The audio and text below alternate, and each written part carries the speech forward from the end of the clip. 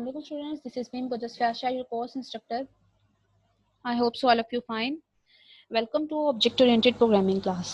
Last class में हमने देखा कि returning object from member function क्या है. आज का लेक्चर बेस्ड है स्टैटिक डाटा मेंबर पर. हम देखेंगे स्टैटिक डाटा मेंबर क्या होते हैं, इससे रिलेटेड प्रोग्राम करेंगे हमारे पास, और इस टॉपिक को 13.9 वाले टॉपिक को जो है हम कवर कर लेंगे. स्टैटिक डाटा मेंबर हमारे पास क्या है? A type of data member that is shared among all object is class. जो क्या करता है, ये एक डाटा मेंबर ऐसा डाटा मेंबर है that is share among all object of a class, जो शेयर होता है सारे ऑब्जेक्ट्स की क्लास में, जिसको हम कहते हैं static data member. Static data member is defined in the class. Class में डिफाइन करते हैं और वर्ड क्या लिखते हैं हम? स्टैटिक. याद रखिएगा स्टैटिक क्या, इन दो लाइनों में उन्होंने क्या बताया कि हमने स्टैटिक कीवर्ड लिखना है और फिर ये क्या करता है, शेयर करता है among all object of a class में होता है. When a data member is defined static, अगर हम कोई डाटा मेंबर बनाते हैं static, only one variable create होता है मेमोरी में, even if there are many objects होते हैं उस क्लास के. कैरेक्टरिस्टिक्स क्या है स्टैटिक डाटा, यहाँ तक तो उसकी डेफिनेशन थी कोर. आगे उसके बाद कैरेक्टरिस्टिक्स यानी प्रॉपर्टीज हैं. Static data member are same as normal member की तरह ही होता है. It is visible only in the class in which it is defined. ये तब जब हम डिफाइन कर लेंगे इसको, ये तभी हमें क्या होगा, विजिबल होगा. But its life time start when the program start its. इसकी लाइफ टाइम क्या होगी? जब प्रोग्राम की एग्जीक्यूशन उसकी स्टार्ट होती है. और इसकी लाइफ टाइम कब एंड होती है? जब प्रोग्राम आपका टर्मिनेट हो जाता है. ये कॉन्सेप्ट माइंड में रखने का है कि जब आपका, इसका स्कोप क्या है, स्कोप की बात करें ना बेसिकली, क्योंकि लाइफ टाइम बेसिकली स्कोप ही होती है. जब प्रोग्राम आपका स्टार्ट हो गया एग्जीक्यूशन करना, तो इसका स्कोप शुरू हो गया. जब प्रोग्राम टर्मिनेट हो गया, इसका स्कोप खत्म हो गया. नॉर्मली ये हम यूज करते हैं share some data among all objects particular class में.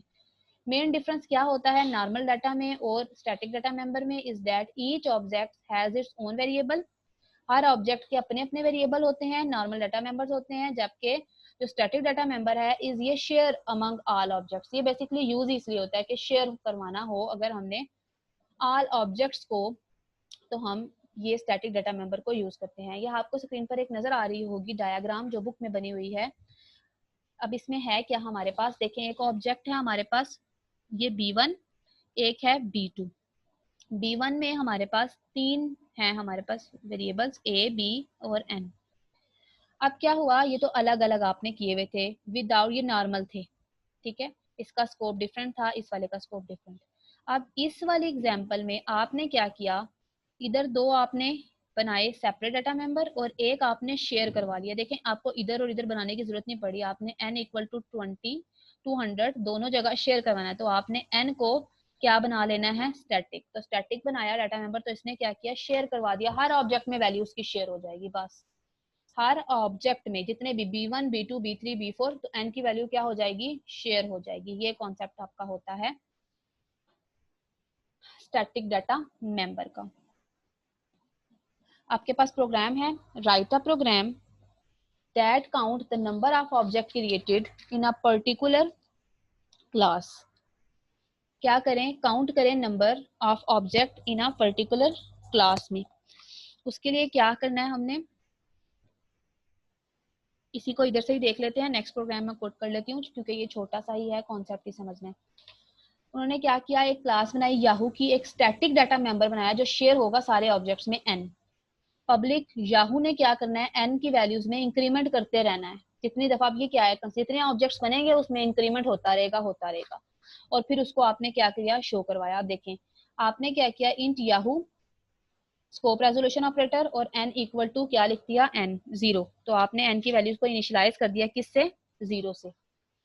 0 से इनिशियलाइज होगा और बार बार क्या होता जाएगा. ये दो हैं, एक ये है और एक आपके पास ये है. तो इसमें आपने देखे रिटर्न टाइप लिखी याहू, आपने क्लास का नाम लिखा स्कोप रेजोल्यूशन ऑपरेटर, और सिंपल कुछ भी नहीं, आपने वैल्यू को इनिशियलाइज कर दिया. अब क्या किया, इन वाइड मेन में आ गए. वाइड मेन में आपने आने के बाद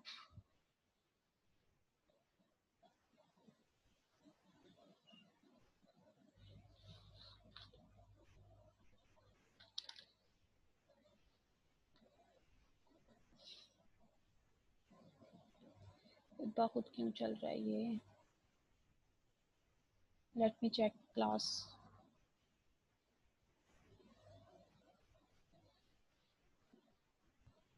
जी, अब क्या होगा, हम आ गए मेन फंक्शन में। मेन फंक्शन में हमने याहू एक्स और वाई दो ऑब्जेक्ट क्रिएट किए। दो ऑब्जेक्ट क्रिएट होंगे, इसका मतलब है एन की वैल्यू 1 और 2 होनी चाहिए। ऐसे ही है, एन पहले 0 था फिर 1। अब लेकिन होता है ऐसा नहीं। क्या होगा, एक्स डॉट शो, जब आपने एक्स का फंक्शन शो के साथ किया एक्स डॉट शो, तो एन की वैल्यू ऑलरेडी क्या थी, 0 थी। उसने इंक्रीमेंट किया तो एन की वैल्यू हमारे पास क्या बन गई, अब 2 बन गई एन की वैल्यू।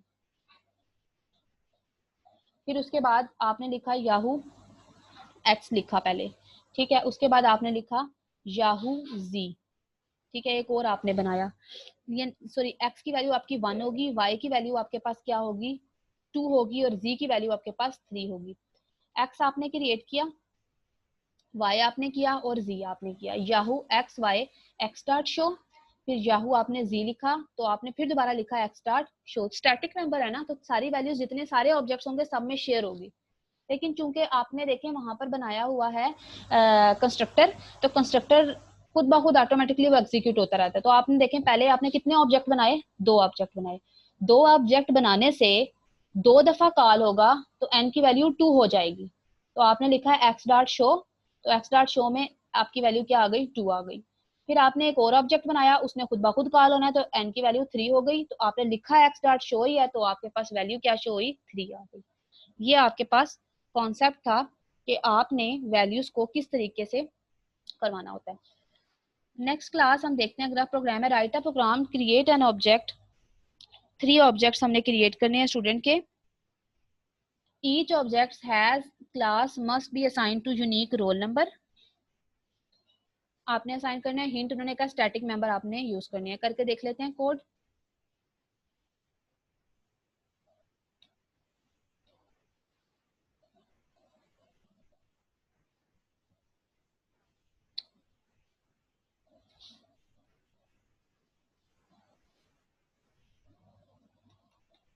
जी, हमने सबसे पहले क्या करना है, ये लिख ली, एक stdio भी क्लास लिख लेते हैं, हैश, क्योंकि कोई स्ट्रिंग यूज करनी पड़ जाए तो stdio.h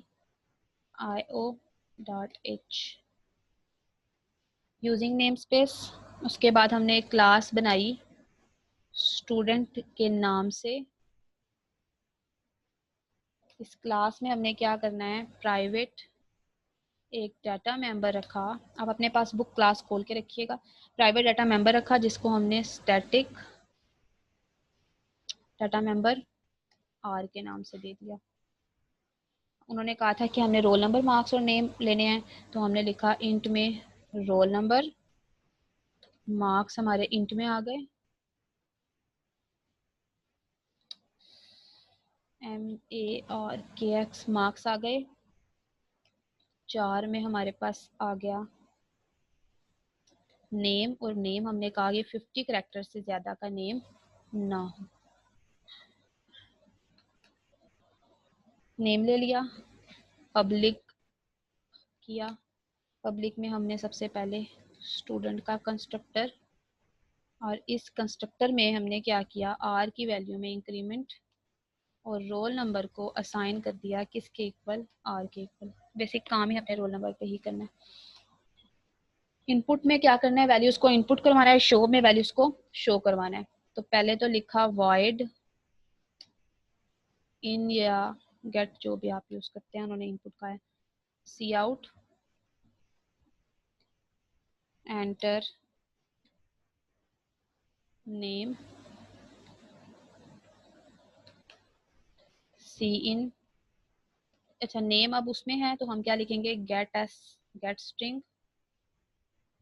नेम हम क्या करेंगे, गेट कर लेंगे। फिर सी आउट, एंटर मार्क्स। तो मार्क्स के लिए आप सिंपल सी इन लिखेंगे, और हमने मार्क्स के लिए लिख दिया। अब हम क्या कर रहे हैं, हम शो करवाना चाह रहे हैं, तो void शो, शो करवाने के लिए सिंपल क्या लिखेंगे, C out roll number,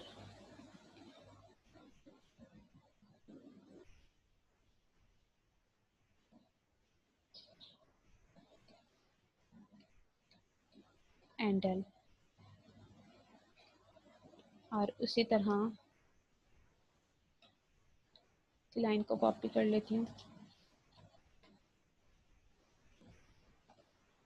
roll number हमारे पास है, हमारे पास नेम है, और इसी तरह हमारे पास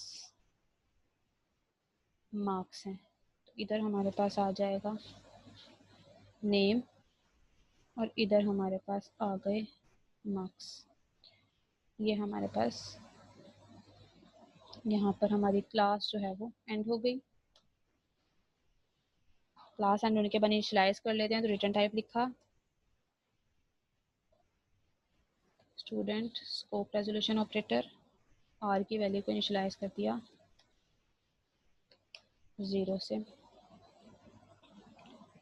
इंटीजर मेन में आ गए हम। मेन में आने के लिए हमने सबसे पहले क्लास का नाम लिखा। दो ऑब्जेक्ट, हमने 3 ऑब्जेक्ट क्रिएट कर लिए, S1, S2 and S3। 3 object हमने स्टूडेंट्स के क्रिएट कर लिए। तो सबसे पहले हम क्या लिख रहे हैं, S1 डॉट इन, फिर S2 डॉट इन, 3 दफ़ा आपने वैल्यूज़ इनपुट लेनी है, S3 डॉट इन, तीनों दफ़ा ले ली और तीनों दफ़ा हम शो करवाएंगे बस। S2 dot in, sorry S2 dot, S1 dot show, S2 dot show, S3 dot show.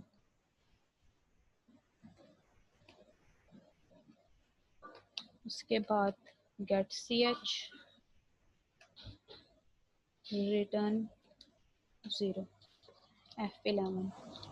उनके प्रोग्राम नंबर हमारे पास है 13.6। ऑलरेडी एग्जिस्ट कर रहा है। ऑलरेडी कैसे कर सकता है, मैंने तो अभी कोड किया है।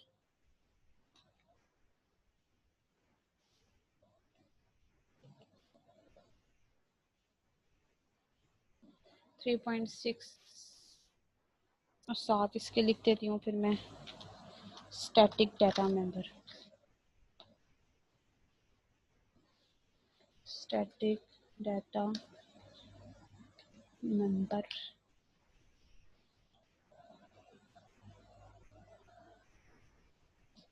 एंटर नेम, फॉर एग्जांपल मैं नेम एंटर करी हूँ मुकद्दस, मार्क्स एंटर किए 100, फिर नाम मार्क्स एंटर किए, नेम और एंटर मार्क्स दोनों चीज़ें उसने पूछी हैं। ये जो भी चीज़ें मैंने एंटर की थी, देखिए मार्क्स, और ये हमारे पास रोल नंबर 3 और उसके उन्होंने मार्क्स, तीनों दफ़ा वो कॉल हुआ और उसने तीनों चीज़ें जो हैं वो हमारी डिस्प्ले करवा दी। सिंपल क्या हुआ कि देखिए हमने ऑब्जेक्ट तो क्रिएट किए थे ना, S1, S2, S3, तो तीनों ऑब्जेक्ट्स में क्या होगा, आपके पास वैल्यू शेयर होगी। ठीक है, जितने आपने ऑब्जेक्ट्स बनाए और आपकी ये जो R की वैल्यू है ना, स्टैटिक R की जो वैल्यूज है आपके पास, स्टैटिक इंटीजर आपने R बनाया हुआ है, रोल नंबर बेसिकली आपके पास R है ना, तो R तीनों में सेम रहेगा, नेम जो भी। ठीक है, तो R की वैल्यूज हमारे पास क्या हो रही है, आपके पास शेयर हो रही है, और शेयर तो हो रही है और उसमें क्या होगा, डायरेक्टली इंक्रीमेंट होता रहेगा। 1 रोल नंबर, फिर 2 रोल नंबर, फिर 3। हमें रोल नंबर मतलब बार बार असाइन करने की जरूरत नहीं है। एक दफा मैं दोबारा आपको रन करके दिखा देती हूँ अगर किसी की कोई कंफ्यूजन है तो। देखें, मैंने एंटर करवाया नेम, फॉर एग्जांपल मैं एंटर करवाती हूँ नेम, M लिखा है मैंने, एंटर मार्क्स करवाए हैं, मैं 12 मार्क्स एंटर करवाए हैं, फिर नेम और मार्क्स उसने पूछे। यहाँ पे मुझे वहाँ पर मेरे ख्याल से कोई मिस्टेक है, /n नहीं लगाया हुआ मैंने, फॉर एग्जांपल 13 एंटर किया, तो एंटर मार्क्स तीनों के एंटर करवाए। देखें रोल नंबर 1, फिर 2, फिर 3, तो पहले 12 थे, फिर 13 और फिर मैंने दोबारा से 13 ही लिखा था। नेम मैंने एंटर नहीं हुआ तो नेम एंटर नहीं। तो ये देखें क्लास रोल नंबर 1, 2, 3 किस तरीके से, क्योंकि आर की वैल्यू आपके पास बेसिकली क्या हो रही है, शेयर हो रही है। तो जब आर की वैल्यू आपके पास शेयर होगी तो आपके पास इसी तरीके से एग्जीक्यूट करता है। सो स्टूडेंट्स, ये तो था हमारा प्रोग्राम जिसमें हमने देखा स्टैटिक डाटा मेंबर क्या है और ये किस तरीके से हम इसकी वैल्यूज को शेयर किस तरीके से मतलब होती हैं और इंक्रीमेंट इसमें किस तरीके से होता है। मिलते हैं नेक्स्ट ट्यूटोरियल में, आज के लिए इतना ही, अल्लाह हाफिज़।